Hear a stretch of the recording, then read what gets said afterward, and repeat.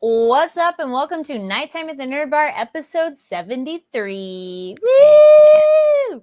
I was like, oh my goodness, what? Oh, It still continues to be, how many numbers? That's a lot of numbers. Yeah. Damn. What's happening? Again, I think we're going to hit our 100th episode like August, maybe? No. It feels like No, it's going to come up in a blink of an eye. That's it's when. going to be end of this year or beginning of next, given that we are basically at the end of May at this point. That still feels like a blink of an eye, but what is math? Anyway. Math and yes. So y'all, welcome to our show. We give you that Monday energy all the time. We are live, so if you're watching live, join us in the live chat. If you're watching later, no worries, comment down below. Hello, I am Carrie Lane. And I'm Katie Cullen. And we will be talking about Demon Slayer. We got anime news, we got Overwatch, and more, so stick around for all of that. We'll have these nice, handy little lower thirds here to let you know what we're talking about, because in case you're like, you can always scrub through. It's okay. Yay! We got Charles Darcy in the chat, says Happy Memorial Day. Yes, for everybody. Happy Memorial Day. I feel that's a more just United States thing. So it is, yes. We have some international people sometimes, so hello. Yeah. But yes, everybody else for US of A, welcome and happy Memorial Day. This was a day off of work for a lot of people, so we have a very different type of Monday energy today. Yes. Hopefully you are having a relaxing weekend, long weekend, and let's get into it. Happy barbecue to everyone who celebrates. Right. Yeah. Yeah. All right. So things we are excited about. So we have a new show coming down the line from King Amusement Creative, Ragna Crimson. The broadcast premiere is set for September 30th in 2023, and we have some new trailers for it. So, Ragna Crimson, the dark fantasy anime telling the story of the epic battle between humanity and dragonkind, will start its TV broadcast on Saturday, September 30th, 2023. A second trailer has already been released. Daiki Kobayashi's action manga of the same name is serialized in Monthly Gangan Joker. The titular Ragna is a dragon hunter armed with a silver blade and tasked with felling draconic prey. So, if you want your classic man versus monster anime, it looks like we are getting a banger of a new one to look forward to this fall. Nice. And actually, speaking of fall and then winter, we got Giga Derek in the chat. Says hundreds should be in December, January, depending on scheduling. Fair. Yeah. We try to come to you here on every Monday, but life happens or whatnot. Yes. So make sure to click that subscribe button here on the channel so you know when there's going to be an episode, and follow us over on Twitter at NTATNB as well for other updates and photos, depending on when we're talking about something, we want to share that with you. Yes. Also live chat. Giga Derek says also hi. Yes. And hi. There we go. And Charles says, have you all thought about what to cover for summer? Either seen Jujutsu Kaisen season 2 starts in July. I have watched season 1. I loved it. I loved the movie a lot. I don't watch it. She's like, no, because that's a little more on the horror side of things. So I don't think that's quite your jam. I'm sure there's got to be something coming back in summer that we're already covering. Yes. And then the other thing, if anybody's new here, at the end of the show, we tell you about things we also would recommend to you. And so maybe we'll also be discussing some of those anime in that kind of a portion of the show. So I'll probably talk about that because I'm excited to watch that show. All right. So another thing we are excited about, for those of you who are maybe later catching up or telling your friends who want to watch the dub of Demon Slayer, the dub is here. So yay, if you are excited for that. That started on yesterday, and that is exciting for all those wonderful voice actors that a lot of them we have interviewed, which you can watch here on the channel. And that one they will be simulcast from Japan onto Crunchyroll, where the streaming service is available, blah, blah. Okay, that was beginning April. I was looking for the dub. I'm like, wait. Yeah, Unsheath. I like that. Good fun. Exclusively on Crunchyroll, started Sunday, May 28th. And will air new dubbed episodes weekly. So excited for those folks to catch up with us. So for those of you who are dub watchers out of preference or necessity, or for those who like watching both to, side by side, scripting differences, adaptation nuances, etc., the dub has started. Yay! So that is exciting for everybody for that. Yes. because that one, it's glad to bring more people into the fold who like the show, because we'll be talking about it in a moment. But something that is also like an anime. No, it's an anime. We've had all sorts of wonderful, crazy stuff happening this past weekend. I have the bracket pulled up. I don't have the results pulled up. I'm very prepared. Over in the APAC side, we have been doing the plans for the mid-season madness for the past few days. And the bracket for this has gone absolutely buck wild. I think the upset that no one was really expecting and the match that went completely crazy was if you were up until past 2 a.m. on Saturday night, like I was, you got to watch the Hangzhou Spark and the Guangzhou Charge face off against each other. Guangzhou being the favored team and the winningest team in the region, and Hangzhou taking it with a reverse sweep. Which, for those unfamiliar with the terminology, Guangzhou won the first 2 maps, and then Hangzhou turned it around completely and took the last 3 in a row to win the match. Not something we really expected, which puts Hangzhou up at the top for their bracket and drops Guangzhou down to the losers bracket to face off with the contenders team Dreamers, who knocked out Poker Face, which I was not expecting. So that's the big one. One of those 3 teams, either Hangzhou, Guangzhou, or Dreamers, will be going on into the Mid-Season Madness tournament. It depends on who wins the match this coming week, both the losers final and then the final. I'm looking at this little tiny bracket. Thank you, Overwatch League Instagram. You guys are saving me on this one. Over on the Team B side for APAC, in the lower bracket finals, we have the contenders team O2 Blast, which is not a surprise because O2 Blast has been one of the stronger contenders teams to come out of the APAC area.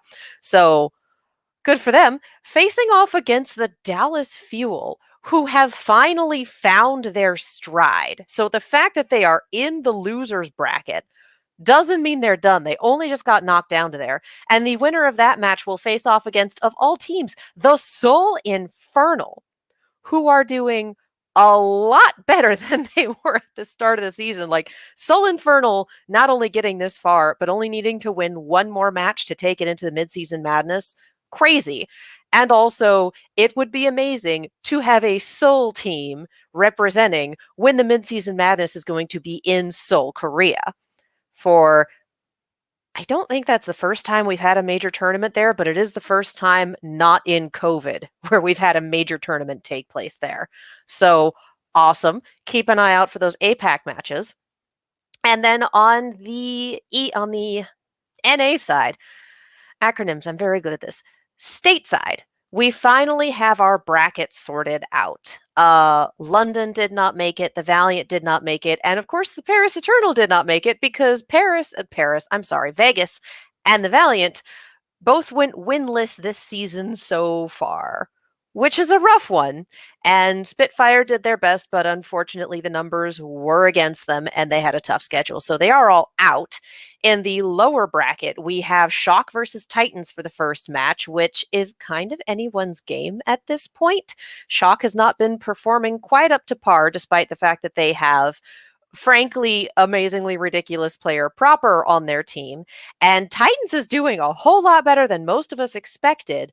Part of it's because they picked up Sugar Free, and Sugar Free is a total madman. And part of it is because the cohesiveness of this team is pretty damn good. So this could be anyone's match. We have New York Excelsior versus Toronto Defiant, which is another round of literally anyone's match. Could go either way. I would not put either of these teams as strong as Shock or Titans.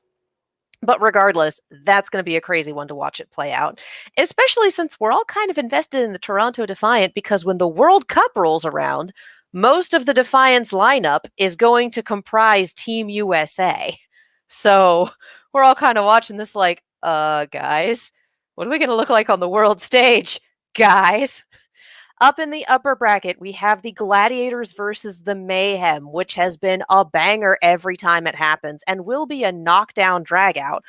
Reminder that Mayhem just missed the cut to get past the bracket. They just missed their buy-in to the midseason madness. The two teams that made it immediately to, I think, play-ins or the two teams that made it, basically, Atlanta and Houston, because they have been playing like absolute crazy. And again, Atlanta is undefeated and has only dropped 2 or 3 maps this entire stage so far. So they're doing extremely well. So yeah, Gladiators and Mayhem, and then Justice and Uprising. That's also a hard one to call because Uprising has, as we talked about, the team full of extremely talented veterans, but we've also occasionally seen issues with cohesiveness. Everyone on that team can deadlift, but can they all work together?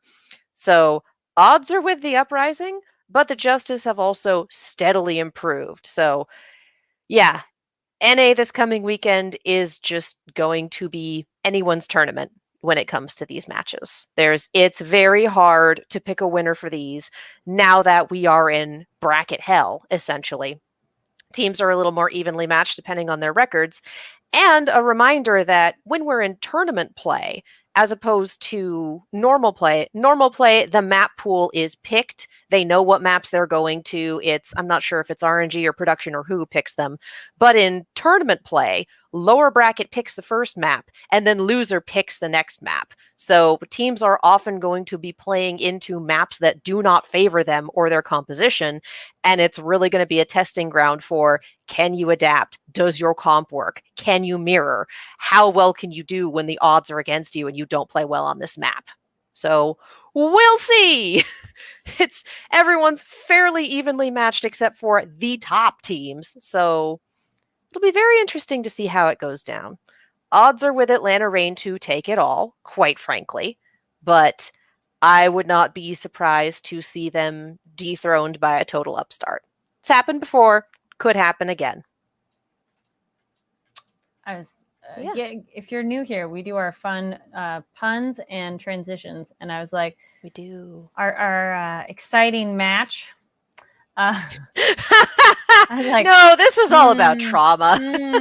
Oh my gosh, yes. You want to talk about it being all about trauma? Let's talk about being a Vegas fan. Yeah. And this episode, my God. Yes. And it's one of those, like, there's some great reveals. My goodness. So good job on everybody not doing spoilers. Don't do spoilers. Don't ruin it for people. So we are only talking about the episode right now, not anything ahead. So no manga spoilers. I love that reveal of he's a twin. The twin reveal. I am a sucker for twins in fiction. Like, I love it. It's one of my favorite things. And so just like, he's a twin. Like, I'm immediately much more invested. I was already invested. How did you like this reveal and then context of like, he's essentially taken on his brother's personality. What I love about all of this, and this, of course, I watched this with my roommate. So we're sitting here going, and this is the point where his dad died. Yep, there he goes. And this is the point, just pattern recognition, trope savviness. As an audience, it can be easy to call this, but going back to, his brother's totally going to be dead when he gets back. He's not, and it's worse. Yeah, the kids aren't all right. No, right? Yes. And Charles says, another Demon Slayer episode, another tragic backstory. Yes. And you get traumatized, and you get traumatized, everybody gets traumatized. Well, that is the show. Well, we knew the parents died, but I thought it was a nice reveal of, it's because the mom was sick. And no, it's so tragic, the dad trying to help the mom. And it's like almost worse than a demon killing them because it's just so like, no, like so. Yeah. It's so every day. Yeah. So mundane, Yeah. You're just like, no. And the twins' response to that trauma is like, I understand. Oh no, like I get where you're directing that energy and anger, but it's not it, buddy. No. Yuichiro, right? Was the name? Yeah. Muichiro and Yuichiro. Yep. Matching names. Kids. Yes. I'd love to see. Names. Yeah. Like I'd love to see like how they're spelled in kanji and what that translates out to. Yes. But Yeah, there we yeah. go. The way the mom and dad died could really happen to anyone, unlike the demon attacks. Exactly. Yeah. Like It's it's like just demon so attacks are fairly ordinary in this world, but not enough that people believe in them. But there yes. is a very real world, this side of the fourth wall of they got sick and Yeah. couldn't be helped. Yep. Yeah. And And then a just, child's response of, I told her to rest. She didn't rest. So I'm mad at her for not doing that. I told dad not to leave and he left. And it's like, oh, like it totally yeah. makes sense. And you're like, no, Like can I give you a hug? he never got out of the anger Yeah. stage of grief. Mm-mm. And it's holding on to that as a sort of weapon to be able to protect yourself, protect your younger brother who is just a soft boy and really wants to help people. Yep. And then, yeah, like you said, no, he's not dead. And it just keeps getting worse. And It's worse. oh, It's God, worse. please help my brother. And you're like, no. Yeah. You All found he out. ever wanted to do is help people, and I Oh, got in his way. yeah. Oh, man. Can we talk about him blanking out and then coming to having staked a demon to the ground? Yes. Can we? Because I want to take a step back, all the way back to like episode 3 or 4 of season 1. Okay. When we had Tanjiro's first encounter with a demon that was not Nezuko, and just the struggle of trying to handle this demon, and because again, this is establishing to the audience what the threat is, what Tanjiro's ability to handle it is. Like, this is the beginning of the anime. So taking here is a relatively normal person's response to running into one of these monsters, and then contrasting it with, and here is an 11-year-old who snapped, took its head off, took several of its limbs off, staked it to the ground, and waited for sunrise so it would burn. Like, that. What happened? Well, I think Gigadare points out, didn't he pin it to a tree? Part of that was an accident, though. Like, he almost didn't know that would cause that kind of problem. This kid didn't know either, but it was far more intricate, deliberate and like intense. Also, and then Charles Darcy points out, Yorichiro with turning away the master's wife, even as she tried to recruit them and take them in. Not accepting help when you're in that. Yeah. You're like, nope, nobody, I don't trust any of you. But I mean, it's fair in a way, like that's a safety mechanism of like, I don't know you, I can't trust you. What is that going to do for us now? And also seeing it as like, she's going to use us. The only people who can go up against these monsters and survive are the chosen ones, and that is not us. And so I would be interested to see what the dynamic would have been had they gone, because this season is also dealing with another set of siblings that both went into the Demon Slayer Corps, and one of them became a Hashira, and the other one can't use breathing techniques and is finding other ways to compensate. So it also makes me wonder, where's the AU for that? How would that have shaken out? I was like, what was it? The other thing of alternate universe. Yes, thank you. At first I was like, I like then the context too of the memories of how in the opening, I think it's in the opening when we saw glimpses of things and it's out of context, so you don't know. And then it's like, the other exciting thing, the stuff on the face. Yeah. Like, just reel it back for a minute, because I have thoughts on that, but I'm not quite done with the thoughts on this. Yes. We're almost the flashback. Yes. Talking about the seeing things in the opening and ending, watching it with my roommate. At the ending, she pointed out there's that scene with like them in the water and him and his dad, and she's like, that other hand that's barely on screen, that's his brother. Like, oh, the details. But the other thing is, what we get during that last little bit, we get the voiceover from the twin talking about, you have always been able to summon ridiculous strength on behalf of someone else. So, like Tanjiro. Exactly. But Muichiro has always had this in him, and we're looking at a kid who has just repressed the hell out of everything. Just no memories, repressing the trauma. We're not doing this. Became a Hashira 3 months after picking up a sword. And that was essentially with a handicap, with half of his fighting spirit tied behind his back. So now we have this kid who has all of the skills, all of the experience, has been a Hashira for a few years. He's not 11 anymore. And now he remembers, like, he has reawakened that ability to give a damn. And this all happened from Tanjiro unwittingly repeating his father's words to him about the kindness you put into the world will come back to you. And him enacting that by saving the kid when it didn't make sense, when he needed to do things logically instead, and it coming back around with the kid putting his life in danger to save him. Like, Mhm. that is Mhm. that trail of kindness that brought that back. So this is a second win that I buy. Like, within the realm of any given story, people get power-ups, people get a second win, whatever. Sometimes it's shaky, sometimes it's, oh, okay, we just needed a power-up, so this is happening.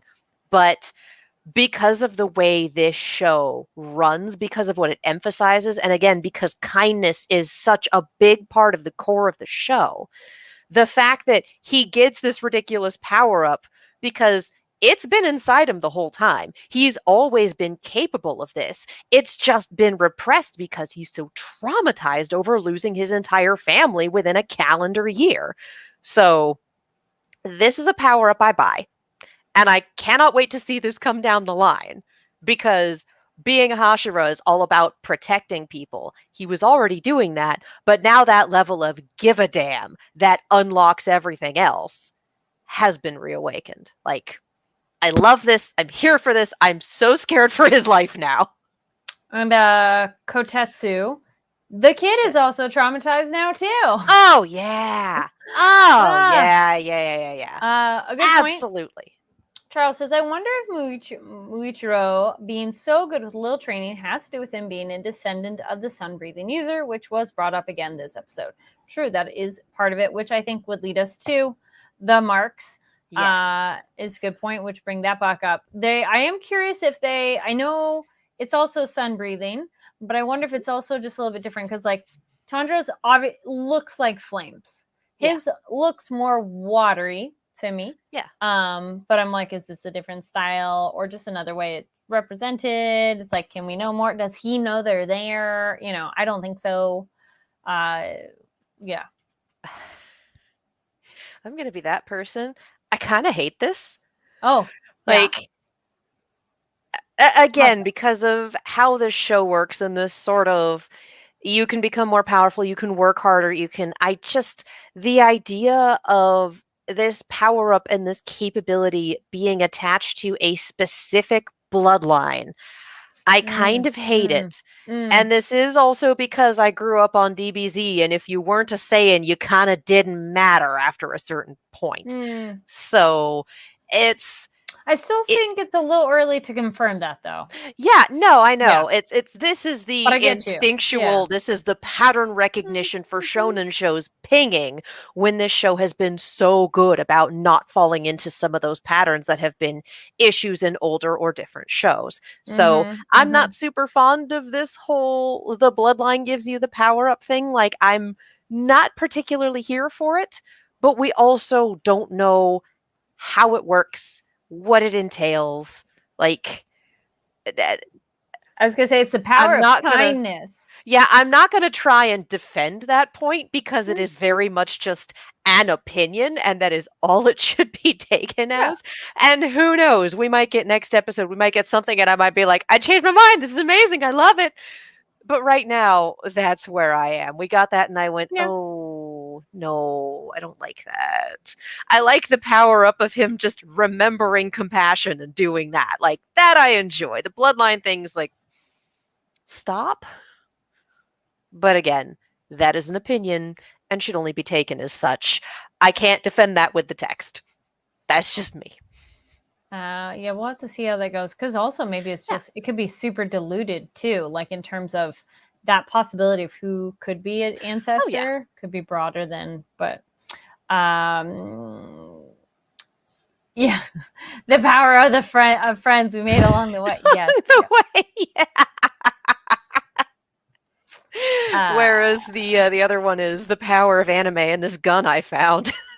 But this too, maybe it's like unlocking your full self since Tanjiro uses it when he goes past his limits, which I'm like, yeah, I kind of was thinking that too. Like it is a Fair. achievement unlocked, thing, not Yeah. necessarily. But The fact that we haven't seen it on any other Hashira, despite them True. being pushed to their limits, like that's we again, haven't this seen is a what lot of kind them of at their limits yet. We've seen last 2. season. We got 2, Yeah. and then one died. Mm-hmm. So those limits had a limit.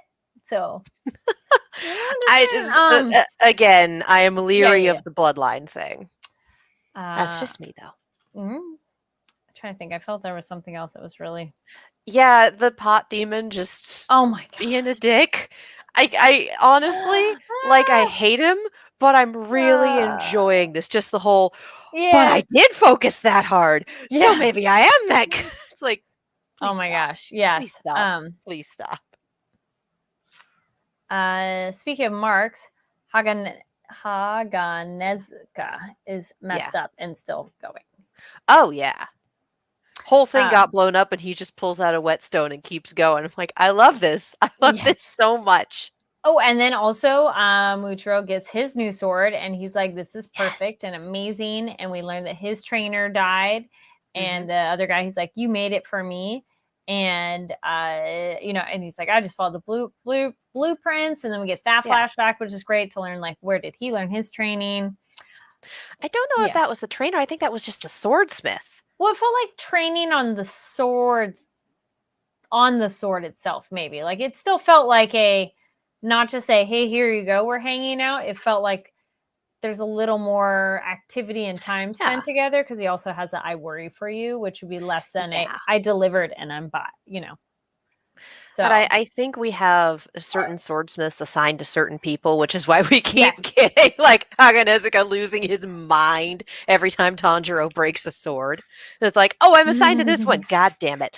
He's like, no. So it makes sense. Like you get to know your people and go, oh, this is a traumatized child. That's no one understands what you're going through. And I'm worried about you for that reason.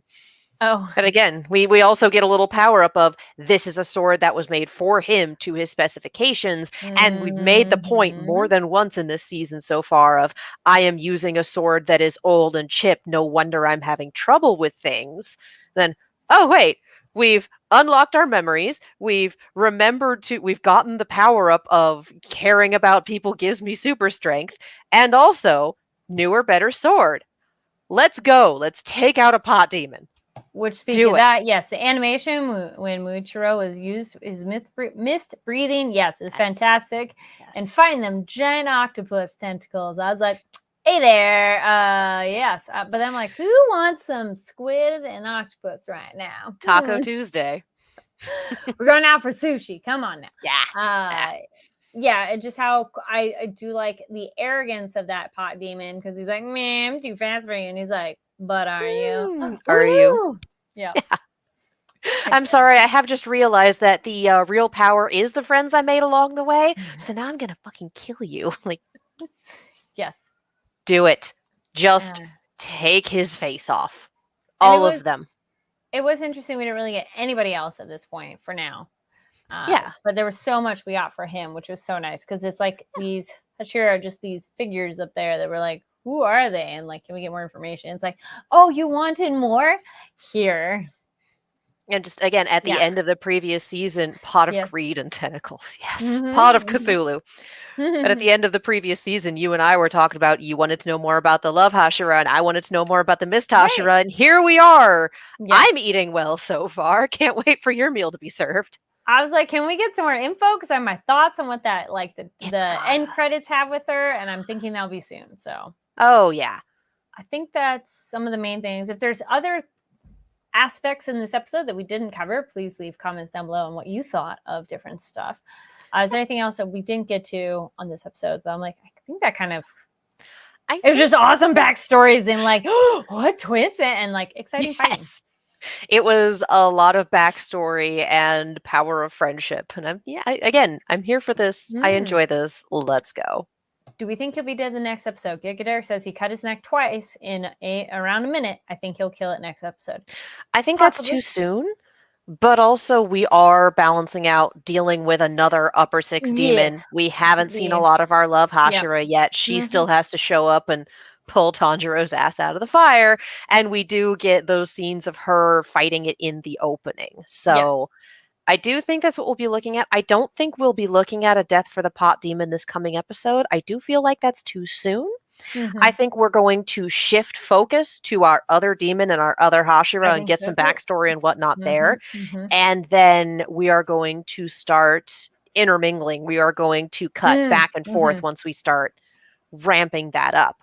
Because Yep. we still have Haganezuka and this sword is basically Chekhov's gun for this arc. That has to come into play somehow.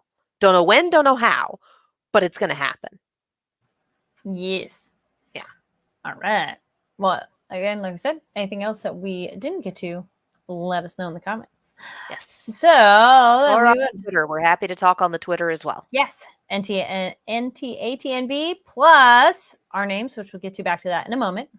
But yeah, so other stuff you should be checking out that we recommend, books, movies, shows, and all of that.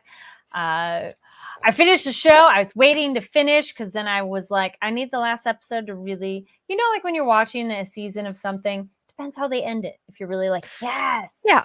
There's a lot of anime like that, like, let's be real, the beginning's good, middle's good, and how they wrap it up, you're like, Banished from the heroes party. You're like, ah. I enjoyed that so much right up until we hit the end, and I went, well, those were some decisions. Yes. Yeah. So not an anime, but I had talked about it before I finally finished Queen Charlotte, the Bridgerton story, which I'm like, it's season 3 of Bridgerton. It is so good. It is a wonderful romance. I cried happy tears at the end. It's like, it's so beautiful. Yes, it was one of those. And well, in a good way. Like, you're just like, it made you feel something. And I think they did a lot of great storytelling and some editing. And if you've seen it, like at the end, there's some specific editing that I think really told the story just absolutely lovely. And I would say it'd be better if you've seen at least the first season because there's some context of other characters, but you could go into this one right away because it is a cutting back and forth between the queen when she's older and then also when she's younger and first comes to this kingdom. So if you want romance, if you want like historical fiction / fantasy in that way, because I'm like, it's one of those, they start the beginning off going, okay, it's kind of based on some true stuff, but most of it they made up, which I think it's a good feast for the eyes, we shall say. But yes, there's that. And then I finally got around to watching Ant-Man and the Wasp: Quantumania. I thought it was fun. I know some people were complaining about things, but it was at least very entertaining at home. All right. A little bit. What about you? I am still in no new media hell. It is a burnout thing. It's do not recommend burnout. Don't do it. Take your naps, take your breaks, do good mental health things. Like, I know sometimes it's unavoidable, but I cannot recommend burnout. It sucks. So yes, I am still in no new media except for Overwatch League and Contenders and they're also doing that fun little challenge that I just, for the life of me, I can see the branding and I cannot remember the name, but Overwatch is giving me just a metric ton of content every weekend. So that is helpful. It's good for the brain. So we go back around to recommending things that we already know. And because the glorious 25th of May has come and gone, I will once again be recommending the Discworld novels by Terry Pratchett. If you've been around here for a minute, you've heard me recommend these probably 2 or 3 times before. If you've heard me recommend them 2 or 3 times and haven't started reading them, come on, guys. They come in audiobook too. For those unfamiliar with the Discworld novels, they are a series of satire novels written by the late, great Sir Terry Pratchett. For those of you unfamiliar, if you have read or seen Good Omens, Terry Pratchett wrote that with Neil Gaiman, so he is half of that humor. He does some of the best prose I have ever read in my life. I have had instances reading these books where I have had to put them down for a minute because I am laughing too hard to continue reading. And I've had instances where I've had to put them down for a minute because they just reached into my soul and put something new there. And I had to sit there and feel that out and really let it sink in. Like, these books are incredibly good. It's satire focused on the real world, but presented through a fantasy bent. And it's very much like Terry Pratchett was a very angry man who very much understood societal inequalities and issues, and like, he got it, but he was able to tell stories about it in a way that is so engaging and engrossing and honestly hilarious that you don't really think about the fact until, again, it just kind of sits here and goes, okay, here's the climax, here's where we kind of deal with what happened in the story, and here's the little emotional punch to the gut so that you really get what we're talking about. There are some just incredibly powerful lines. There are incredibly powerful stories. If you are a fan of whodunits and mysteries, read the Watch novels as a subset. They are all whodunits. They are all about the police, and it is very much a who watches the Watchman sort of thing. If you really like literary parodies, theater, etc., read the books about the witches. They deal with a lot more fantasy literature, all that fun stuff. The first witches book is a straight up send up of Macbeth. They talk about fairy tales. There's a Phantom of the Opera send up that is amazing. Just the witches books in general are a lot of fun and also very, very good.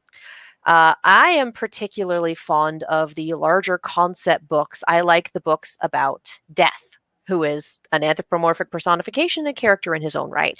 The Death books tend to deal with the larger concepts of faith, belief, mortality, time itself.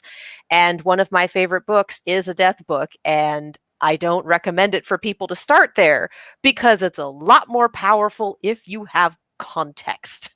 Reaper Man is my favorite Discworld book. Do not start with Reaper Man. It's better if you already kind of know who these people are. The starting point I do recommend is Going Postal. It's one of the later books. It's a starter book for a new character named Moise von Lipwig. This series is a little bit more about government institutions. This first one is about the post office. And it's one of the later books, so all the characters are established. It's a great showcase of his writing style. It takes place in the city, so you get to see a lot of the city characters, including the Watch. It is absolutely hysterical and very, very powerful. So there are no bad starting places in Discworld. There are some starting places that are better than others. My recommendation is Going Postal. There is a whole map as to how all of the lines work, how all of the stories work, and recommended starting points. It's on Wikipedia under the Discworld entry. You can also look there, see what all the books are, pick your fancy. But yeah, there is something in there for everyone. Highly, highly recommended. Fantastic reads. Noise. I like this one I saw over in the chat. Giga Derek says, no new media, but recommending fried chicken, french fries, and pie after a 3-mile hike home from work. What kind of pie? Because this does sound fabulous. I'm like, yes, I'm here for all of this.